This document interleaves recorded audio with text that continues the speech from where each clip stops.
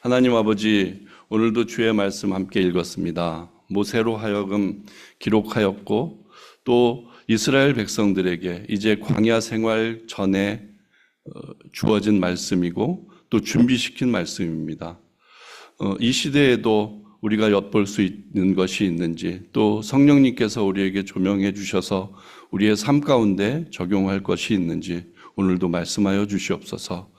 우리의 눈을 여시고 우리의 귀를 여시고 우리의 심령을 여셔서 하나님의 기이한 법을 보게 하옵소서.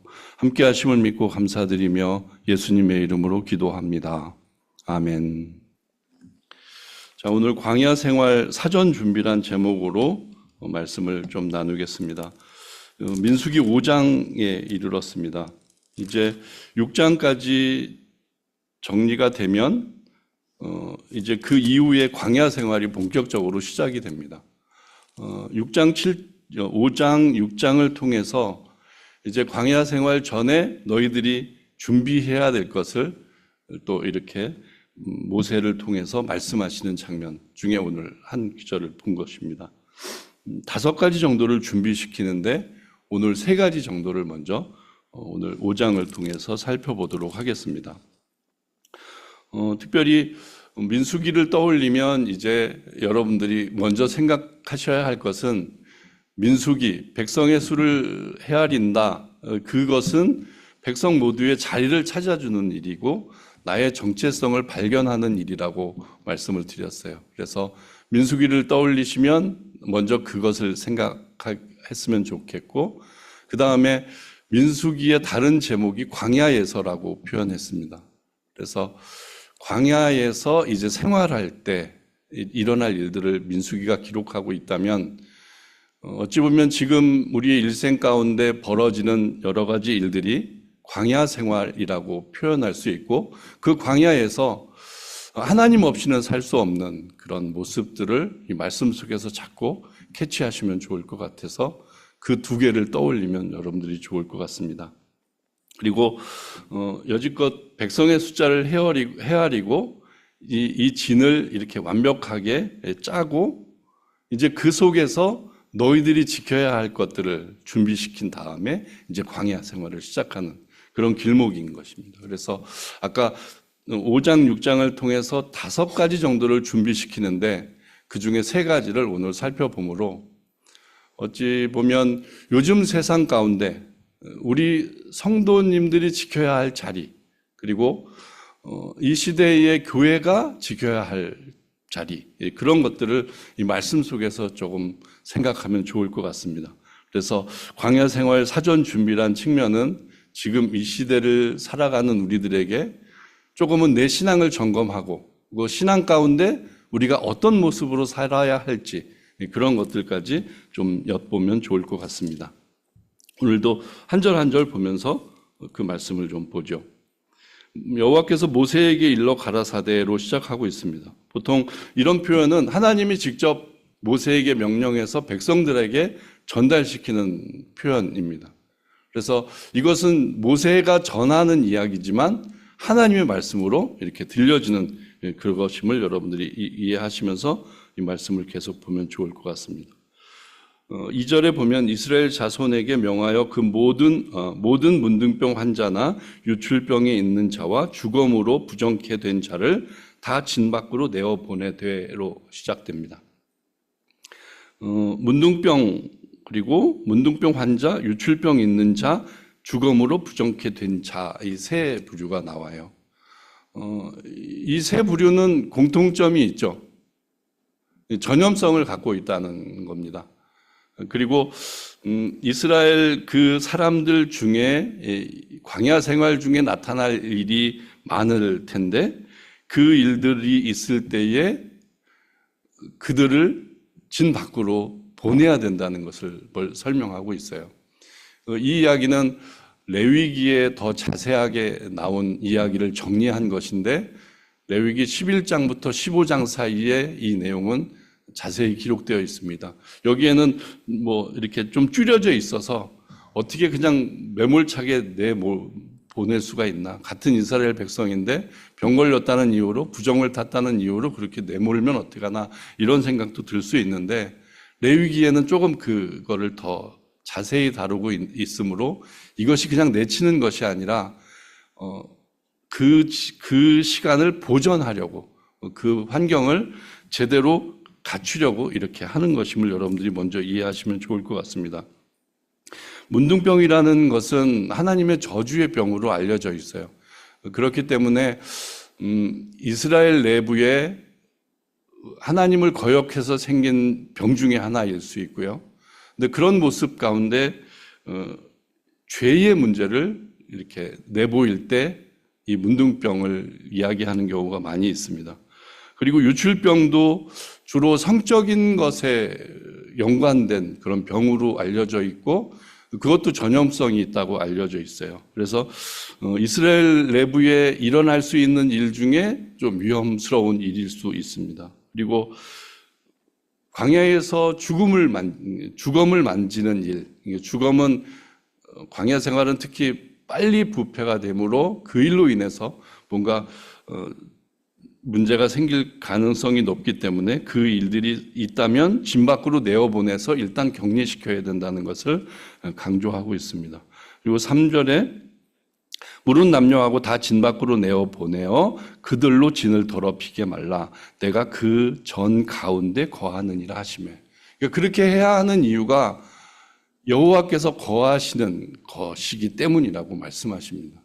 그러니까 하나님의 임재의 장소에 거룩한 것으로 채워야 하는데 그런 부정한 것이 있다면 존재할 수 없게 되는 거죠.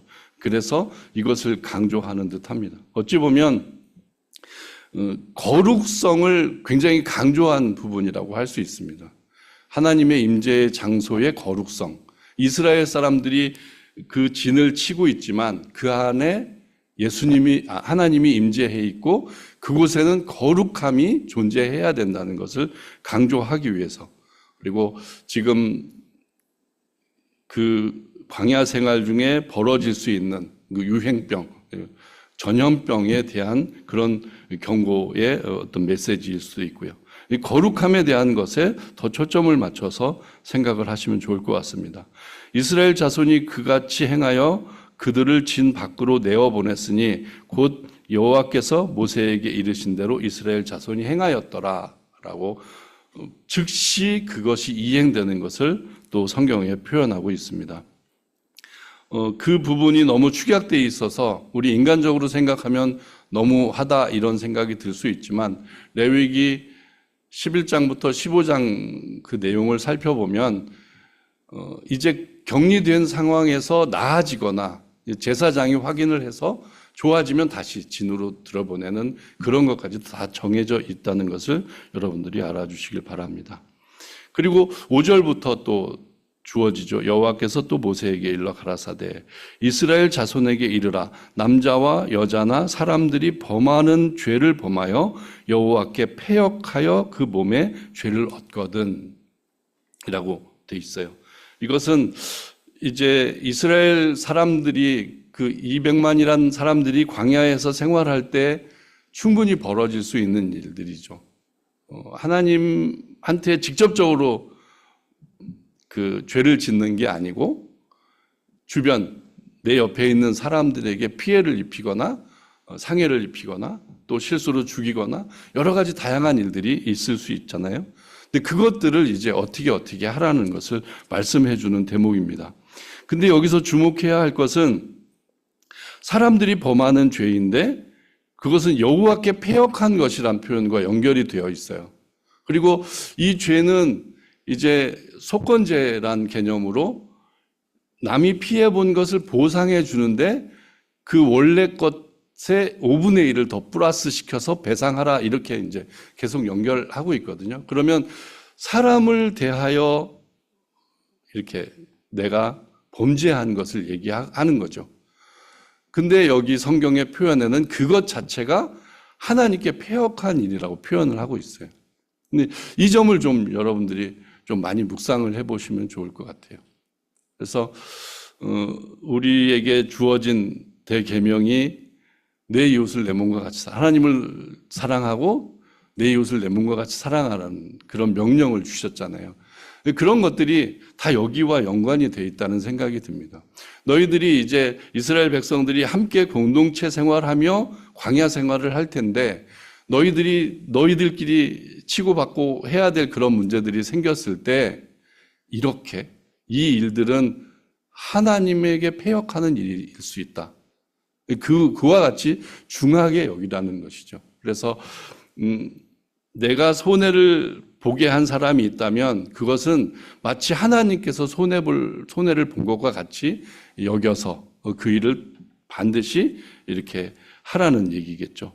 그리고 여기에 표현한 것처럼 7절에 그 지은 죄를 자복하고 그 죄값을 온전히 갚되 5분지를 더하여 그가 죄를 얻었던 그 본주에게 돌려줄 것이요 라고 표현하고 있어요. 먼저 우선될 것은 자복이라는 표현이 나오죠. 그러니까 우리들의 삶 가운데 굉장히 중요한 부분인 것 같습니다. 우리는 곧잘 하나님한테만 용서받으면 된다고 생각하는 경우가 많습니다. 그러나 공동체 안에서 이 일들이 벌어졌을 때 하나님도 중요한 부분이지만 그 사람에게 내 죄를 인정하고 자복하고 내 죄에 대해서 이렇게 그 해결을 구하는 그것이 사실 굉장히 중요한 부분이란 대목을 여기서 살펴볼 수 있는 거죠. 그리고 온전히 갚되 5분지 1을 더하여 이렇게 그 본주에게 갚으라는 것, 속건제의 의미를 갖고 있다는 것도 우리가 좀 생각해 볼 수 있습니다. 그리고 만일 죄값을 받을 만한 친족이 없거든 그 죄값을 여호와께 드려 제사장에게로 돌릴 것이니 이는 그를 위하여 속죄의 수양 외에 돌릴 것이니라. 이제 속건 제물에 대한 이야기인데요. 속건제는 항시 보상의 의미가, 배상의 의미가 깃들여져 있습니다. 그래서 그것을 배상해야 돼요. 근데 배상받을 당사자가 없어요. 그리고 친족까지도 없어요. 그럴 때는 하나님께 바쳐야 된다라는 표현하는 거죠. 그럼 아까 이 모든 일들이 하나님 앞에 패역한 일이라는 것과 연관이 되는 것이. 그래서 얼마나 중요한 일인지를 여러분들이 이 대목에서 살펴보시면 좋을 것 같습니다. 그리고 그가 없으면 하나님께 돌리는데 그 하나님은 그 여호와께 드리는 것은 제사장에게 돌린다고 이렇게 분명하게 표현해 있습니다. 그리고 9절에 이스라엘 자손의 거제로 제사장에게 가져오는 모든 성물은 그의 것이 될 것이라 각 사람이 구별한 물건은 그의 것이 되나니 누구든지 제사장에게 주는 것은 그의 것이 되느니라. 아마 이 대목은 그렇게 이해하면 좋을 것 같습니다. 지금 여러분들이 이 1장부터 쭉 오면서 그 진이 구성되는 것들을 계속 살펴봤잖아요. 진이 구성이 되고 마지막에 레위인들은 나의 것이라고 표현하면서 대표적으로 나의 것이라고 표현하면서 그들이 이제 하나님의 임재를 지키고 하나님의 임재를 이렇게 거룩하게 여기는 그런 역할을 감당하게 하잖아요. 근데 그 구별한 물건은 그의 것이 된다고 한 표현은 그 일이 얼마나 중요한 것인지를 이렇게 대변할 수가 있습니다. 그래서 그렇게 중히 여기고 있구나라는 것을 좀 생각해 보면 좋을 것 같습니다. 그리고 어찌 보면 지금 거룩한 것에 대한 문제와 그리고 죄의 문제를 어떻게 해결할지에 대한 문제를 이렇게 모세를 통해서 이야기하시는 것은 앞으로 펼쳐질 일들 가운데 명확하게 이 기준이 필요하다는 것을 그 공동체에서 이 기준이 필요하다는 것을 계속 얘기하는 것이고 그 안에서 레위인의 역할이 굉장히 중요하다는 것을 말씀하고 계시는 것이기도 합니다. 또 이제 세 번째로 넘어가죠. 여기는 이제 어찌 보면 아까 읽으면서 여러분들이 느끼셨겠지만 꼭 무슨 아침 드라마의 주제를 보는 듯한 그런 것도 여러분들이 좀 느끼셨을 거예요. 근데 성경에는 이런 묘사가 유독 여기에 표현이 돼 있어요. 자세하게 표현이 돼 있습니다. 그리고 아까 뭔가 광야 생활 중에 5가지 중에 하나로 차지하고 있다면 이 부분을 굉장히 비중 있게 다룬 것이라고 생각이 들거든요. 근데 가만히 지금 우리 시대를 또 생각해 봐도 이렇게 의심을 품고 있는 것, 남을 질투하고 있는 것, 그리고 또 그 안에서 불명확한 것이 없는 세상 가운데 조금은 기준을 좀 갈급히 여기면서 우리가 살고 있는데 그것의 기준을 이런 식으로 잡으면 너무 좋겠다라는 생각이 들 정도로 이 대목이 좀 많이 와닿았습니다. 그래서 조금 더 자세히 살펴보죠. 여호와께서 모세에게 일러 가라사대 이스라엘 자손에게 구하여 그들에게 이르라 만일 어떤 사람의 아내가 실행하여 남편에게 범죄하여 타인과 정교를 하였으나 그 남편의 눈에 숨겨 드러나지 아니하였고 그 여자의 더러워진 일에 증인도 없고 그가 잡히지 아니하였어도 그 더러워짐을 인하여 남편이 의심이 생겨서 그 아내를 의심하든지 또는 그 아내가 더럽히지 아니하였어도 그 남편의 의심이 생겨서 아내를 의심하거든이라고 여러 상황들을 설명하고 있습니다. 그 당시에는 남자 중심의 사회였기 때문에 이런 식의 표현이 됐을 거예요. 하지만 그 가정과 그 공동체 안에서 이런 문제가 생겼을 경우를 여러분들이 생각해 보세요. 드라마 속에서 많이 나오는 주제이니까 금방 인식이 될 것이고, 한번 의심하기 시작했을 때 그 의심이 모두 내 중심으로, 내 중심 시각으로 보게 되면 아무리 정당하게 된 일도 다 그렇게 의심하게 되거든요. 그 걷잡을 수 없이 그렇게 되는 그 상황이 되어버리면 그 가정과 그 구성원들은 굉장히 어려움을 당합니다. 이스라엘이 앞으로 펼쳐질 일들 가운데 이런 문제들이 엄청 많이 생길 테고 또 그 속에서 그것은 다 하나님께 패역하는 일이 될 텐데 그럴 때마다 그 조직이 그 사회가 와해되거나 절망 가운데 가게 된다면 큰일이지 않습니까? 그래서 이런 기준들을 명확히 하심으로 그것의 모든 기준은 하나님이라는 것을 명확히 세워가면서 이것들을 지금 설명하고 있는 듯합니다. 15절에 보면 더 명확해요. 그 아내를 데리고 제사장에게로 가서 그를 위하여 보리가루 에바 10분의 1을 예물로 드리되 그것에 기름도 붓지 말고 유황도 두지 말라. 이는 의심의 소재요 생각하게 하는 소재니 곧 죄악을 생각하게 하는 것이니라 라고 하고 있어요. 조금 이것도 하나님께 속죄 중에 하나인 거죠. 이런 제물을 드려서 뭔가 뭘 해야 된다는 것이니까요. 근데 속죄 제물은 굉장히 귀한 것들로 하는데 지금은 여기는 보리가루예요. 보리가루는 아주 최하의 제물일 겁니다. 그러니까 밀가루도 아니고 가장 퍽퍽한 보리가루를 준비시키거든요. 그리고 거기에는 밀가루에는 기름도 바르고 이렇게 조금은 더 가미를 하는데 여기는 아예 그런 것도 하지 않게 해요. 그런 것도 좀 특이한 부분입니다. 그러니까 그런 의심이 일어나는 이 상황 가운데 아무것도 더 할 게 없는 거죠. 그냥 하나님 앞에 그냥 그 앞으로 다가가서 이 일을 맞닥뜨리는 이런 상황을 맞닥뜨리는 그런 걸 어찌 보면 이렇게 우리에게 유도하고 있는 듯합니다. 그리고 이제 절차가 계속 이후에 나옵니다. 제사장은 그 여인으로 가까이 오게 하여 여호와 앞에 세우고, 제사장 앞이지만 여호와 앞에 세운다는 표현을 계속 쓰고 있어요. 그러니까 이 모든 것의 기준은 하나님이라는 것을 이 성경은 의도적으로 기록을 하고 있습니다. 우리들도 조금 많이 곱씹어야 될 부분인 거죠. 모든 상황이 있습니다. 상황이 있으면 상황 가운데 우리의 그 판단이 있고 이렇게 붙잡는 어떤 의견들의 어떤 비중들이 있어요. 근데 그것들로 치닫기보다는 먼저 여호와 앞에 세우는 일, 여호와 앞에 던져놓는 일, 그것이 굉장히 중요하다는 생각을 이 대목에 또 하게 됩니다. 그리고 토기에 거룩한 물을 담고 성막 바닥에 티끌을 취하여 물에 넣고 좀 오염되겠지만 하여튼 이런 절차를 밟고 있어요. 그리고 여인을 여호와 앞에 세우고 그 머리를 풀게 하고 생각하게 하는 소재물 곧 의심의 소재물을 그 두 손에 두고 제사장은 저주가 되게 할 쓴 물을 자기 손에 들고. 이 상황을 여러분들이 계속 그려보세요. 지금 아까 준비시킨 제물이 있습니다.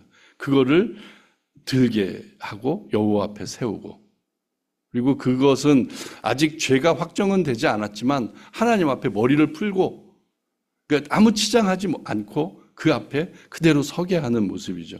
그리고 제사장은 이제 쓴 물, 그러니까 의심의 소재물을 그 손에 두고 제사장은 저주가 되게 할 쓴 물을 이렇게 들고 있다고 표현하고 있어요. 그리고 계속됩니다. 여인에게 맹세시켜 그에게 이르기를 내가 내 남편을 두고 실행하여 사람과 동침하여 더럽힌 일이 없으면 저주가 되게 하는 이 쓴물의 해독을 면하리라. 그러나 내가 내 남편을 두고 실행하여 더럽혀서 내 남편이 아닌 사람과 동침하였으면 제사장이 그 여인으로 저주의 맹세를 하게 하고 그 여인에게 말할지니라. 여호와께서 내 넓적다리로 떨어지고 내 배로 부어서 너로 내 백성 중에 저주거리 맹세거리가 되게 하실지라. 그러니까 지금 그 상황에 이렇게 그 모든 것들을 제대로 정확하게 설명하는 부분인 거죠. 이 저주가 되게 하는 이 물이 내 창자에 들어가서 내 배로 붙게 하고 내 넓적다리로 떨어지게 하리라 할 것이요 여인은 그 말을 받아서 아멘 아멘 할지니라. 네, 그렇게 하겠습니다. 네, 그것이 합당합니다. 이렇게 이제 말하게끔 하는 거죠. 그러면 이 모든 송사가 이제 딱 정리된 거예요. 아직 판정은 되어지지 않았지만 그렇게 준비시키는 과정을 살펴볼 수 있습니다. 그리고 제사장이 저주의 말을 두루마리에 써서 그 글자를 그 쓴물에 빨아놓고 다 명확해지는 거죠. 지금 너가 이렇게 될 것이고 이렇게 되면 이렇게 될 것이다라는 것을 쓴 것을 거기에 물에 적셔가지고 빨아서 그 모든 것들이 그 물에 쓴 물에 다 이렇게 점이도록 그렇게 하는 거죠. 그리고 여인으로 그 저주가 되게 하는 쓴 물을 마시게 할지니 그 저주가 되게 하는 물이 그의 속에 들어가서 쓰리라. 제사장이 먼저 그 여인의 손에서 의심의 소재물을 취하여 그 소재물을 여호와 앞에 흔들고 가지고 단으로 가서 그 소재물 중에서 기념으로 한 웅큼을 취하여 단 위에 소화하고 그 위에 여인에게 그 물을 마시올지라. 그 물을 마시온 후 만일 여인이 몸을 더럽혀서 그 남편에게 범죄하였으면 그 저주가 되게 하는 물이 그 속에 들어가서 쓰게 되어 그 배가 부으며 그 넓적다리가 떨어지리니 그 여인이 그 백성 중에서 저주거리가 될 것입니다. 그러나 여인이 더럽힌 일이 없고 정결하면 해를 받지 않고 잉태하리라 되어 있습니다. 자, 이제 그 모든 과정을 설명했어요. 그 모든 과정을 설명했고 아마 마실 겁니다. 마시고 어떤 일이 벌어져 있는 것은 기록되지 않았습니다. 근데 이런 과정을 왜 하게 하셨을까라는 것을 여러분들이 많이 묵상해 보시면 좋을 것 같아요. 요번에도 헌법재판소가 이렇게 어떤 계속 평의하고 뭔가 이렇게 그 재판하고 막 이러는 과정들을 이제 매체를 통해서 계속 봐오느리니까 그런데 거기에 중심된 것이 무엇이었을까 이렇게 생각을 해보면 정말 오리무중이었잖아요. 그 과정 중에 어떻게 저렇게 변론하지? 어떻게 저렇게 얘기할 수 있지? 이런 것들이 굉장히 많았었잖아요. 근데 여기에 기준은 명확합니다. 그러니까 하나님 앞에 서 있고 또 하나님이 이렇게 모세를 통해서 시키신 일들로 제사장이 그대로 집행하고 있어요. 그리고 그 이후에 판정은 이제 하나님이 이렇게 행하시겠죠. 이루시겠죠. 그것들을 여기에 이제 놓고와서 보여주고 있는 거죠. 그거를 이제 의심의 소재, 뭐, 이렇게 표현하고 있고요. 세상 가운데 제일 힘들게 하는 것이 그런 것인 것 같습니다. 뭔가 불확실하지 않은데, 뭔가 주장은 많은데, 계속 의심이 되는데, 명확하지 못한 것들이 이렇게 펼쳐진 그런 세상. 아마, 뭐, 지금 시대도 그렇다고 하지만, 아마 이 시대, 이제 광야 생활 중에 얼마나 많은 부분이 그런 게 있겠어요. 물론 지도자가 있고 하나님의 임재하심이 늘 보이는 공간이었지만, 뭐, 그 이후에 벌어질 일들을 보면 정말 이렇게 해당되는 부분이 많이 있거든요. 그러니까 여호와 앞에서만 해결될 일들이 많은 것이죠. 근데 그런 것들을 우리가 읽어가면서, 지금 이 시대에 우리에게 주시는 메시지가 무엇일까를 많이 생각하면 좋을 것 같습니다. 아까 표현했듯이 그럴 때마다 우리는 우리의 논리와 우리의 상의보다는 먼저 여호와 앞에 세우고 하나님의 기준이 어떤 것인가를 자꾸 고민하고 자꾸 찾아보고 자꾸 발견하는 그런 일들이 우리에게 필요하다는 생각이 듭니다. 29절에도 이는 의심의 법이니 아내가 그 남편을 두고 실행하여 더럽힌 때나 또는 그 남편이 의심이 생겨서 그 아내를 의심할 때에 그 여인을 여호와 앞에 두고 제사장이 법대로 행할 것이라. 남편은 무죄할 것이요 여인은 저가 죄가 있으면 당하리라. 이렇게 표현한 것. 그대로 되는 것이죠. 그러니까 된다는 표현이 지금 시대에도 그렇게 보여주시나요? 이렇게 물어보면 제가 드릴 말씀은 없습니다. 하지만 하나님의 일하심은, 하나님의 인도하심은, 또 하나님의 말씀은 우리들에게 주시는 바가 있거든요. 근데 그거를 먼저 발견할 수 있는 우리가 되어야 할 거예요. 그리고 조금 여기에서 조금 벗어난 이야기일 수 있지만 지금 요 대목을 읽으면서 여러분들이 어떤 걸 연상하셨을 수도 있어요. 예수님의 역할 이런 것들을 남녀 간의 문제라고 표현하지만 우리는 신부로서의 교회의 모습을 갖고 살아가고 또 진정한 신랑인 예수님을 우리가 기다리면서 살고 있고 그리고 성경에 보면 하나님 앞에 우리가 섰을 때 사단이 계속 참소한다고 표현하잖아요. 우리를 너 그때 이랬지 이런 걸 자꾸 하나님한테 제기하는 거죠. 문제 제기를 하는 거죠. 그러면 진짜 신랑 된 예수님을 나를 변호한다고 그랬어요. 그런 모습을 연상해서 많이 생각해 보게 됩니다.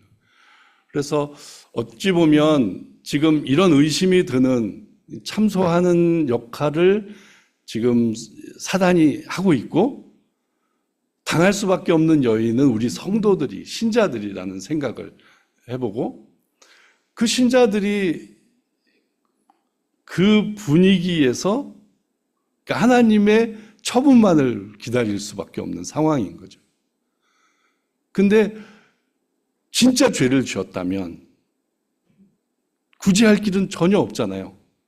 그냥 거기서 여기에서 저주했던 것처럼 넓적다리 떨어지고 배부르고 그리고 죽는 아니면은 그것에서 살아났다면 아마 주변에 있는 이스라엘 공동체가 돌팔매질해서 죽이는 그런 일들만 당하게 될 거라는 거죠. 근데 그때 우리 예수님이 우리 신랑 되신 예수님이 죽을 수밖에 없는 우리인데 저주받을 수밖에 없는 우리인데 그 쓴물, 저주의 쓴물을 당신이 직접 마셔버린 거죠. 뭐 흑기사가 됐을 수도 있고 백기사가 됐을 수도 있죠. 그런 것으로 생각해 볼 수 있죠. 내가 당할 죄인데 내가 마셔야 될 쓴 잔인데 예수님이 드신 거예요. 그리고 우리들에게는 자유를 주신 거예요. 삶을 주신 거죠. 다시금 회복할 수 있는 시간을 주신 거죠. 그게 이 의심의 소재에서 우리가 얻을 교훈이라는 생각이 들었어요. 예수님도 돌팔매질 당할 수밖에 없는 그 여인에게 이렇게 구원을 주시잖아요. 분명히 그 여인은 간음했을 거예요. 그리고 죽을 수밖에 없었어요. 근데 그 군중들에게 죄 없는 자가 먼저 돌로 쳐라 했을 때 사람들은 다 그것을 깨닫고 차마 던지질 못했고, 근데 죽을 수밖에 없는데 예수님이 나도 너를 정죄하지 않는다고 하고 앞으로 너 삶을 이렇게 보장해 주시잖아요. 근데 그것과 굉장히 연관성을 깊게 이렇게 묵상해 볼 수 있는 대목입니다. 그래서 이제 진짜 광야 생활을 앞두고 너희들을 준비시키면서 이렇게 명확하게 설명하신 부분 중 이 세 가지, 이것을 일주일 내내 여러분들이 계속 묵상해 가시면서, 물론 그 거룩함이란 단어가 그때의 거룩함과 지금의 거룩함이 많이 다를 수 있지만 하나님은 여전히 똑같으신 분이고 하나님은 여전히 거룩한 백성으로 살기를 원하시는 그런 모습, 전혀 변치 않는 그런 의지를 갖고 계신 분이니까 그때 거룩하라고 하셨다면 지금도 그 거룩함을 유지해야 되는 게 우리들일 것이고요. 그리고 죄가 있다면 자복하고 회개하고 돌이키고, 그리고 그 공동체에게 그리고 하나님에게 패역했던 말을 해결하고 이 말씀대로 해결하고, 그리고 그 공동체에서 명확하게 앞으로 잘 살아갈 수 있도록 하는 그런 일. 그리고 자꾸 의심하고 자꾸 부딪히는 갈등이 일어나는 그 문제들 속에 하나님은 어떤 모습이실까? 하나님은 어떤 판정을 하실까를 고민하면서 이렇게 그것을 찾아가는, 찾아갈 수 있는 방법은 우리는 성경밖에 사실 없어요. 성경을 토대로 계속 찾다 보면 성령님께서 더 깊은 인사이트를 주실 겁니다. 그래서 그 기준을 자꾸 발견해 가는 거죠. 그리고 조금은 너무 이렇게 좀 비약했는지 모르지만 그 가늠한 여인에게 그 쓴물이 먹혀지고 어떤 일이 당할 수밖에 없는 그런 상황이겠지만 거기에서 진짜 이 시대에 이 땅에 몸소 육신의 몸을 가지고 태어나셔서 우리에게 행하셨던 일, 그러니까 우리의 쓴 잔을 대표로 혼자 마셨던 그분의 역할도 이 말씀을 묵상하시면서 조금은 더 많이 생각해 보시면 좋을 것 같습니다. 그래서 이 시간 이후에도 자꾸 묵상하시면서 하나님께서 우리에게 가르치시는 일들, 그리고 이 시대가 점점 힘들고 어렵고 정말 그냥 맨정신으로 받아들이기는 힘든 세상의 구조로 살아가지만 그 속에서도 하나님은 우리를 지키시고 인도하시고 또 명확하게 아름답고 선한 길로 인도하신다는 것을 믿어가며 그 일을 발견하시기를 주님의 이름으로 부탁드립니다. 기도하겠습니다. 하나님 아버지, 오늘도 민수기 5장을 통해서 주님께서 이 시대에 우리에게 주시는 말씀이 무엇인지를 잠시 생각해 보았습니다. 그 시대와 지금의 시대가 별반 다르지 않고 지금에 우리는 더 많은 영감을 갖고 그 말씀을 받아들이며 그것을 기준 삼아야 될 시대를 살아가고 있는지도 모릅니다. 주님, 성령님께서 우리를 주장하시고 다스리셔서 또 말씀에 더 창념하게 하셔서 정말 이 시대에 필요한 하나님의 뜻과 하나님의 인도하심을 잘 발견하고 그 일을 순종해 갈 수 있는 우리로 인도하시고 주장하여 주시옵소서. 우리에게 더 말씀을 붙들 시간을 허락하시고 더 갈급하게 하나님의 뜻을 구할 수 있는 심령을 허락하여 주시옵소서. 우리와 함께 하심을 믿고 감사드리며 예수님의 이름으로 기도합니다. 아멘.